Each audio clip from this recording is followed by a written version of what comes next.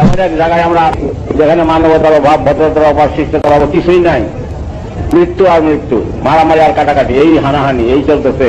আর এতে আল্লাহ তোমাদেরকে বাঁচিয়ে রাখুন, এই কামনা নিয়ে হলে কেন দামে কদম ধরে আমি দরখাস্ত করলাম যে আল্লাহ তোমাদেরকে শান্তিতে রাখো। তোমরা ছেলে মেয়ে শান্তিতে থাকো, কারোর সাথে ঝগড়া করো না, কারো দুঃখ দিও না, কারো কষ্ট দিও, সাদা হতো। আর আল্লাহ তাআলা কে মনে রাখো, খেয়াল কালবে আল্লাহর দিকে, আল্লাহ হাজার না যায়, সরাসরি খেয়াল কালবে রাখো, তবে আল্লাহ মনে থাকবে। আল্লাহকে মনে রাখো, এই উচ্চ স্তরের হ্যাকমত, কালবে খেয়াল রাখা, হরদম আল্লাহ চিন্তা নিয়ে থাকা।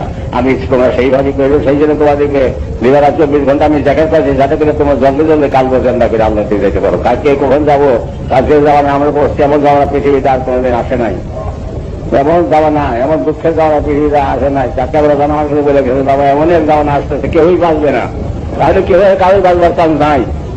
তো আরেকটা শান্তি গান দিয়ে